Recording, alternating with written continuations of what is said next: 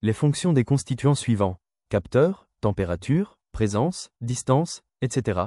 Microcontrôleur, composant d'une interface entre l'humain et la machine, IHM, bouton, afficheur, etc. Qu'est-ce qu'une chaîne d'information dans un objet technique?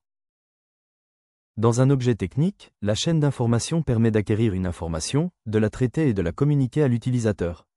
On retrouve 4 types de composants essentiels: les capteurs, le microcontrôleur, intégré à la carte de programmation, et l'interface homme-machine, IHM, et les actionneurs. Ces éléments permettent à l'objet de réagir en fonction de son environnement et d'interagir avec l'utilisateur. Comment un système technique peut-il acquérir l'information de son environnement? Le rôle d'un capteur est d'acquérir une grandeur physique, température, lumière, distance, et la convertir en signal électrique. En programmation, on peut retrouver une multitude de capteurs adaptés à chaque situation. C'est un composant essentiel du système automatisé, permettant à celui-ci de percevoir son environnement et d'adapter son comportement en conséquence par rapport aux informations reçues. Comment un système technique peut-il traiter les différentes informations? Le microcontrôleur ou processeur est le cerveau du système. Intégré à une carte de programmation, comme la microbit par exemple, il va traiter les informations reçues et déclencher les différentes actions nécessaires en fonction du programme établi. C'est un composant électronique doté de broches d'entrée pour acquérir les informations et de broches de sortie pour piloter les actionneurs et ainsi réaliser les actions du système. Comment l'homme peut-il programmer et comprendre un système technique? En programmation, l'interface homme-machine, IHM, est la partie du logiciel avec laquelle l'utilisateur interagit.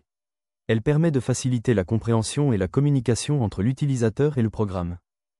On peut citer par exemple l'interface graphique, l'interface web, l'interface vocale. L'interface graphique. En technologie, on utilise souvent un logiciel de programmation par bloc. Celui-ci est donc une interface graphique nous permettant de programmer plus facilement. On peut également citer les icônes pour lancer un programme sur un ordinateur ou un afficheur. Dès que l'on navigue sur Internet ou que l'on complète des formulaires, il s'agit d'une interface web. Enfin, la commande vocale de nos smartphones est une interface vocale. Comment décrire la chaîne d'information? La chaîne d'information est le parcours des informations au sein du système technique.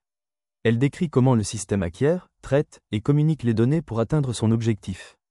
Pour bien la décrire, on la décompose souvent en plusieurs blocs fonctionnels, ayant chacun un rôle précis. 1. Acquérir, capter des signaux physiques, lumière, température, son, position, etc., ou des informations numériques. 2. Traiter, interpréter les données acquises, prendre des décisions logiques basées sur des règles prédéfinies, et générer des commandes. 3. Communiquer, transmettre les informations, ordres, données, au système ou à l'utilisateur. Comment décrire la chaîne d'information? Chaque système programmable possède une chaîne d'information. D'abord, des capteurs permettent d'acquérir l'information.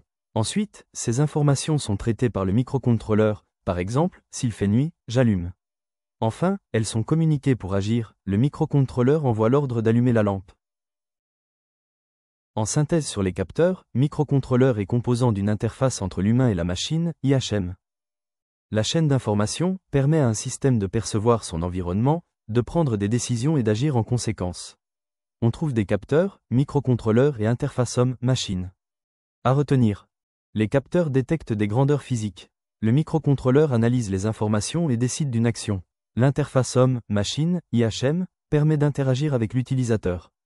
Les actionneurs permettent de réaliser des actions. Ces éléments forment ensemble la chaîne d'information d'un objet technique.